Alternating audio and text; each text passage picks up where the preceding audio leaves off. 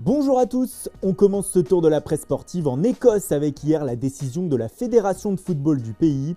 La Scottish Premiership a été arrêtée après 30 journées et le Celtic Glasgow est désigné champion. Ce qui fait bien sûr l'événement dans le pays, comme le montre cette magnifique une du Daily Record.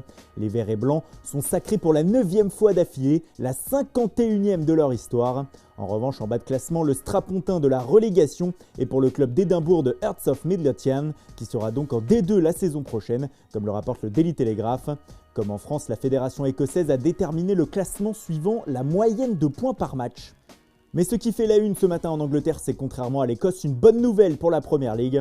En effet, hier, les clubs ont voté la reprise à partir d'aujourd'hui des entraînements individuels, ce qui réjouit plusieurs quotidiens du pays, comme ici le Daily Star. Le tabloïd rapporte les propos du directeur de la Premier League, Richard Masters, qui a estimé que les dirigeants anglais ont été inspirés par le retour de la Bundesliga ce week-end, ce qui les a incités à voter pour la reprise. Cependant, ce retour sur les terrains sera très réglementé et comme l'indique le Daily Mail, chaque club sera inspecté par des membres de la Premier League afin de contrôler le respect des normes. Et le protocole avant un retour des matchs est loin d'être terminé. Selon le Daily Telegraph, les formations anglaises doivent envisager désormais de devoir mettre en quarantaine pendant 14 jours tous les joueurs et membres du staff, 2 semaines avant le retour de la compétition, pour limiter encore plus les risques de contamination. Ce cloisonnement se ferait dans des hôtels. Enfin, dernière information ce matin sur la reprise outre-Manche, The Guardian indique que les membres de la Premier League pensent que les supporters ne pourraient sans doute pas revenir au stade avant 1 an, ce qui pourrait contraindre le championnat à se dérouler à huis clos la saison prochaine, loin d'un retour à la normale donc. En Espagne, la reprise aussi se rapproche petit à petit. Hier, comme l'indique Sport sur sa première page, les clubs, comme ici le FC Barcelone, ont pu effectuer des entraînements par petits groupes pour la première fois depuis plus de 2 mois. Une nouvelle phase du protocole qui devrait se poursuivre avant d'avoir l'autorisation de s'entraîner de nouveau avec tout le groupe bientôt. On est loin de cela en revanche en Italie. En effet, hier, la fédération italienne, sous les recommandations du gouvernement, a repoussé l'arrêt de la Serie A jusqu'au 14 juin inclus. Tout le monde dans le pays espérait une reprise le premier ou deuxième week-end de juin. Eh bien, il faudra attendre au minimum le 20 juin, ce qui continue de mettre les clubs italiens dans l'embarras économiquement. Selon Tuttosport ce matin, la Serie A aurait perdu pas moins de 1 milliard d'euros durant cette crise. Et le journal d'interroger le Premier ministre italien Giuseppe Conte.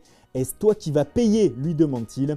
La reprise semble désormais être une question de survie. La une de Tuttosport du jour, c'est aussi le Mercato. Ce matin, le média transalpin consacre sa première page aux attaquants en diamant de la Serie A. On y apprend notamment que Andrea Bellotti devrait rempiler au Torino et qu'il pourrait être imité par Dries Mertens à Naples. En effet, le Belge se serait rapproché de son club pour discuter.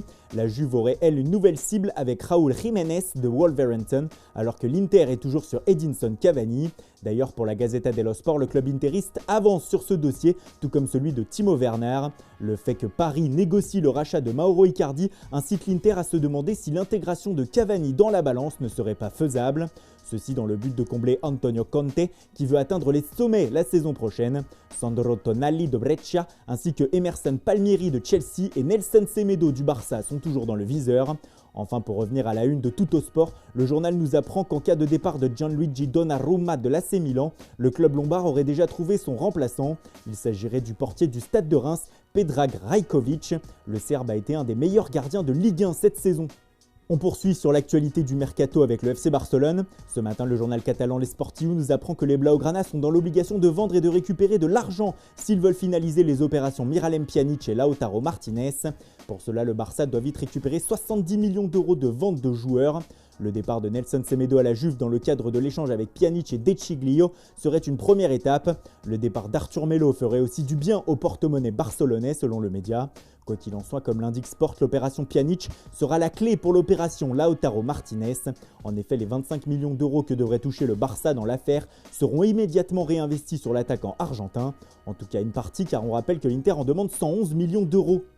Et on termine cette revue de presse en France avec l'Olympique de Marseille qui poursuit sa crise en interne. Depuis le départ de Andoni Zubizarreta jeudi, tous les regards sont tournés vers André Villas-Boas. Mais le Portugais sent bien que l'OM joue un drôle de jeu avec lui, comme le signale l'équipe.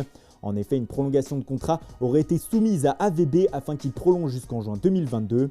Mais comme l'indique la Provence, ceci est sans doute une proposition pour rien puisque Villas-Boas l'aurait refusé. Le départ de l'ancien coach de Porto et Tottenham se rapproche donc. Voilà, c'est tout pour aujourd'hui. Merci pour votre fidélité. Bonne journée à tous. Continuez de respecter les gestes barrières et rendez-vous dès demain matin pour une nouvelle revue de presse.